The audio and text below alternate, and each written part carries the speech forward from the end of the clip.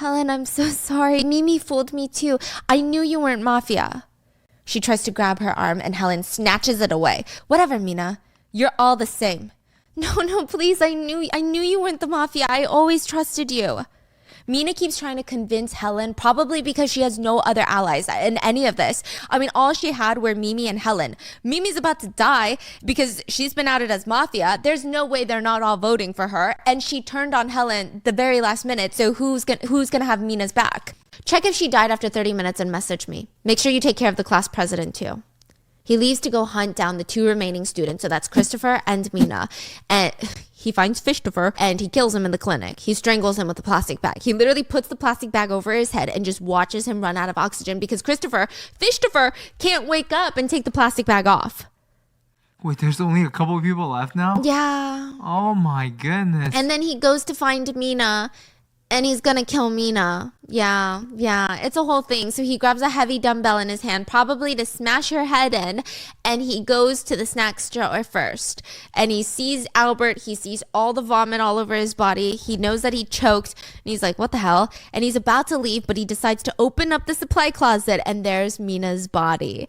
And instead of killing her, he slowly cooks a ramen and starts eating it at the table. Why? He's just trying to enjoy his kill? You'll see. He's like slurping, drinking straight from the bowl, okay? Until he gets a text message from Wendy. And it's a picture of June. It's a picture of him on the bathroom floor. The fire extinguisher and his head are covered in blood. And Danny says to himself, nah, so we can kill everyone. So he leaves the ramen, kneels down by Mina, and just goes to town, like pounding her face with the dumbbell. Oh my goodness. Then he sits back down to finish the ramen. Fuck. Got cold. And ding, Danny gets another text from Wendy. Did you find everyone? He texts back. I'm still looking for the other 2. Wait a minute. How about Uni? How did that go? She's dead. Are you sure she's dead? Danny pulls out a stash of phones in his pocket and goes through all of them. He's testing the power button. So when you die, your phone dies. And Uni's phone hasn't died. He texts her again to confirm that Uni is dead. And Wendy responds, if you don't trust me, come back to the freezer and check for yourself. I'm on my way now. Danny meets with Wendy in the freezer and Wendy comments, check quickly. Let's go find the rest. Danny's still livid. Hey, move that sheet off of her so I can confirm that she's dead. Move it off of Uni? Yeah, fucking get it moved. He pushes her towards the dead bodies, the frozen graveyard. Why are you doing this? You can check for yourself. He looks over at Uni's body and the little friendship bracelet is sticking out. Wendy, do as I say. You still can't consider me a loser and a pushover, do you? Huh? He holds up Uni's phone. Why would this turn on if she's dead? Why? Why didn't you kill Uni, huh? Why didn't you kill her? If you can't really kill her, then you should die too.